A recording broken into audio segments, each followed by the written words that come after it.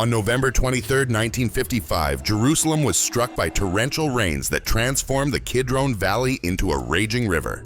And the Gethsemane Grotto, a small cave long revered as the place of Jesus' agony, was submerged under nearly 4 meters of water. The flood caused devastating destruction, but it also opened the door to a revelation that would shock even Mel Gibson, whose passion for portraying the life of Jesus in The Passion of the Christ later found unexpected confirmation in the archaeological discoveries that emerged from this chaos. What was uncovered within the stones of this cave did more than confirm its authenticity. It forever changed how we understand one of the most crucial moments in Christian history. Gethsemane, that modest cave nestled in the slopes of the Mount of Olives, became the setting of this extraordinary revelation, a place where the cool night air once mingled with the earthy aroma of olive trees. The name Gethsemane, which resonates with profound spiritual weight, originates from 2 words in Hebrew or Aramaic: gat, meaning press or crush, and shemen, meaning oil.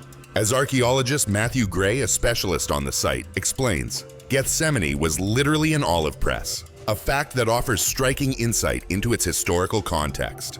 In 1st century Israel, olive presses were essential for both the economy and daily life. During the autumn and winter harvest seasons, workers would gather in caves like this one, where the stable temperature provided natural protection for the olives against spoilage. They would climb ladders or spread large cloths beneath the trees, using long sticks to strike the branches so the olives would fall. Then collect them and bring them into the cave. Inside, a massive stone wheel crushed the olives into a thick, pulpy paste, which was then prepared for pressing to extract the oil. But this raises a profound question. Why would an ordinary olive press become the stage for one of the most sacred and agonizing moments in the life of Jesus? To answer this, we must return to the Gospel accounts. Mark and Matthew explicitly mention Gethsemane by name, while Luke refers to a place on the Mount of Olives, and John speaks only of a garden. Interestingly, the phrase Garden of Gethsemane never actually appears in the original texts, leaving us with a lingering mystery. Where exactly did Jesus spend his final hours before the crucifixion? The clues, however, are compelling. What we seek is not merely a garden, but a cave. Specifically, a cave that contained an olive press. A detail that would align perfectly with both the linguistic roots of the name and the archaeological evidence uncovered after that fateful flood.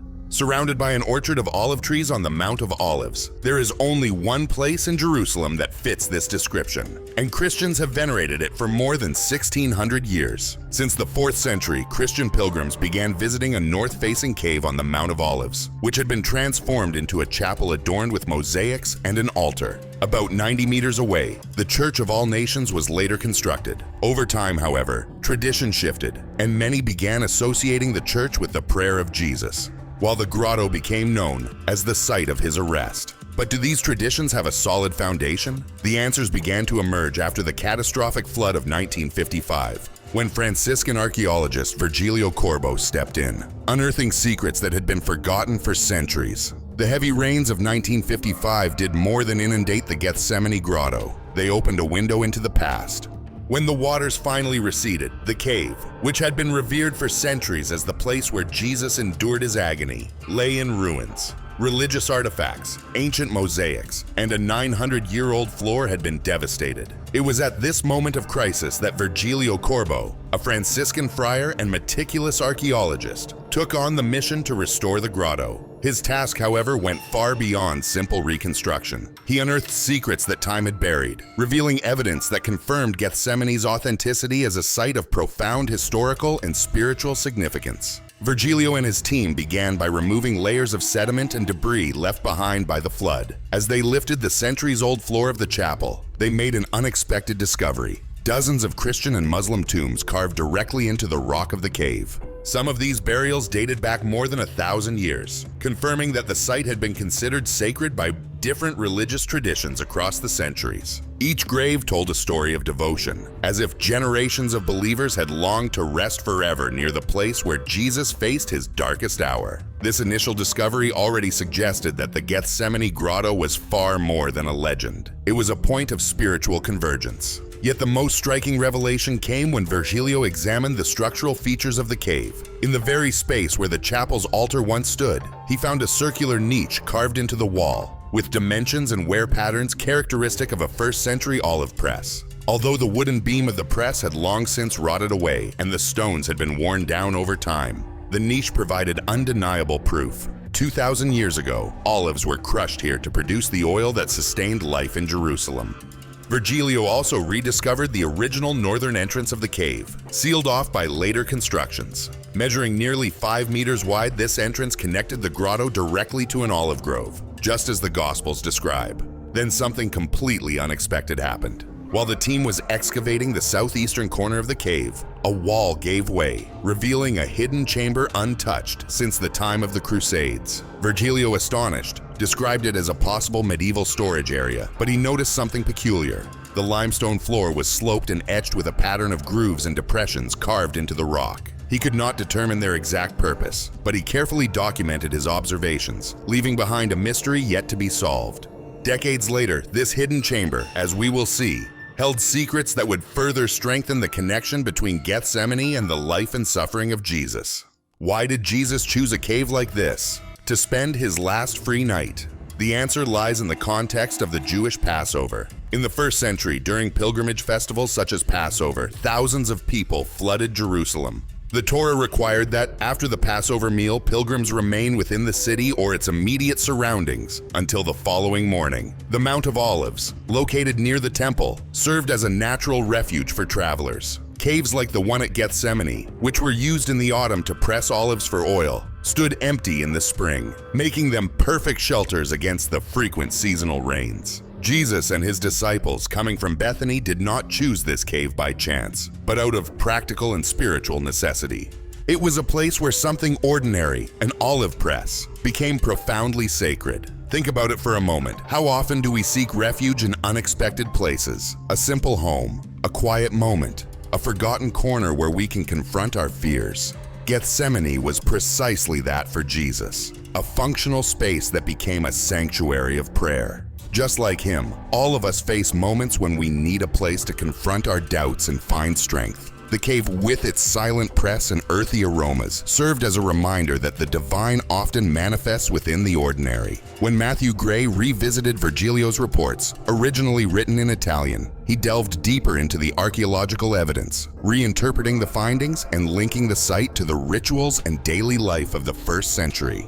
His discoveries not only reinforced the authenticity of the cave as an olive press, but also unveiled details that reshape our understanding of Gethsemane, transforming it into a mirror for the human struggles of sacrifice, purity, and the preservation of what is precious. One of the questions that intrigued Gray was simple but crucial. If the Gethsemane grotto was indeed an olive press, where was the crushing basin, an essential component of the process? Virgilio had identified columns of natural limestone left by first-century workers as architectural supports, but he had not found the central basin. However, Gray developed an intuition when analyzing the dimensions of a structure near the original northern entrance, which Virgilio had classified as the base of a fourth column. Gray proposed a bold idea, that space was actually the foundation of the crushing basin. Its location and size corresponded perfectly to what would be expected from an olive press of that period.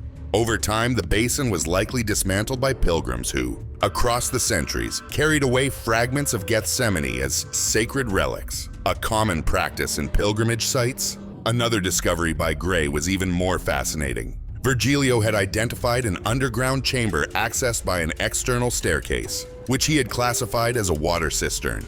Gray, however, reinterpreted this structure as a mikveh, a ritual bath used in Judaism for purification. In the first century, the production of oil destined for use in the Temple of Jerusalem required workers to maintain a state of ritual purity. The mysterious chamber with grooves and depressions, discovered by Virgilio after the collapse of a wall, also took on new meaning in Gray's interpretation. More recent excavations at other archaeological sites revealed oil storage facilities with sloping floors designed to collect spilled oil. The grooves carved into the rock guided the liquid towards small depressions that once held large storage jars. If a jar broke, the oil would flow across the inclined floor toward a channel. Avoiding waste was essential, and this meticulous care reflected not only the importance of olive oil in first-century society, but also echoed a universal human challenge: the struggle to preserve what is valuable, whether it be a material resource or a spiritual achievement. The connection between the olive press and the agony of Jesus is where Gethsemane comes alive as a powerful symbol.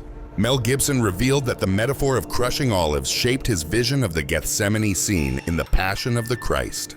Just as olives were crushed under a heavy stone wheel and pressed beneath a massive beam to extract oil, Jesus endured overwhelming pressure as he carried the weight of humanity's sins and sufferings.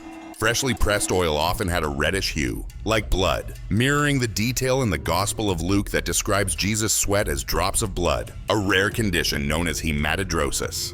This vivid image reminds us that his suffering was not only physical but profoundly spiritual, reflecting the universal human struggle against fear and uncertainty. Under the silver light of a full moon, Jesus and his disciples crossed the Kidron Valley, leaving behind the walls of Jerusalem after the Last Supper. The cool spring air carried the echoes of the Hallel Psalms they had sung as they walked the path leading toward the Mount of Olives. To their right, monumental tombs gleamed in the moonlight, and ahead, the temple shone like a beacon. Exhausted but driven by a greater purpose, they reached the familiar Gethsemane grotto, a refuge where the olive press, now silent in spring, offered shelter from the chill of the night. That night would change the course of history.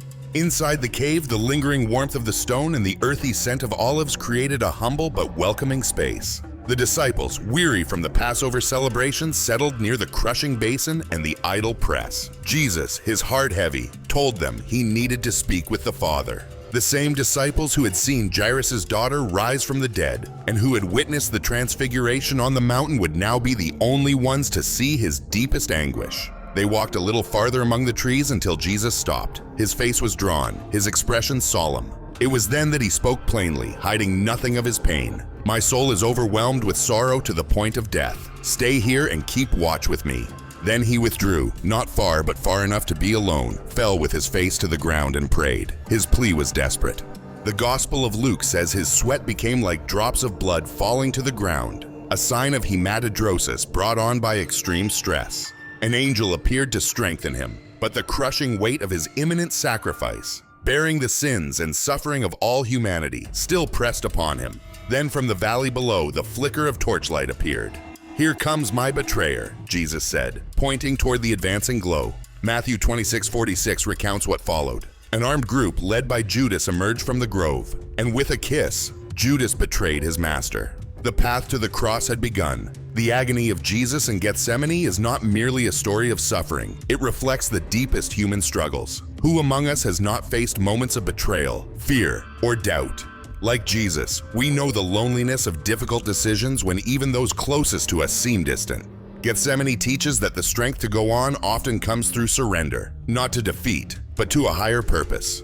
The cave, with its olive press, remains a profound symbol. Just as olives are crushed to produce oil, Jesus was pressed to the point of bleeding, offering light, healing, and redemption to the world. Mel Gibson, fascinated by this symbolism, used the image of Gethsemane to convey the intensity of the sacrifice in The Passion of the Christ, highlighting how the site encapsulates the essence of human resilience. The archaeological discoveries led by Virgilio Corbo and Matthew Gray confirm the authenticity of the Gethsemane grotto. Archaeologist Joan Taylor, whose research inspired Gray, declared, "Of all the traditional Christian sites in Jerusalem, the Gethsemane grotto is among the most likely to be authentic. The niche of the press, the mikvah, the storage chamber with grooves and basins. All these elements create a vivid picture of a place that was both a center of work and a spiritual sanctuary." These findings connect us directly to the first century, allowing us to walk with Jesus on that fateful night. More than that, they remind us that Gethsemane is not merely a physical location, but an invitation to introspection. The oil produced there was used to give light, to anoint, and to heal. Symbols of the grace that continues to flow from the sacrifice that began in that silent cave under the olive trees. It reflects the legacy of Jesus, a source of light in the midst of darkness, of hope in the face of despair. What does Gethsemane mean to you?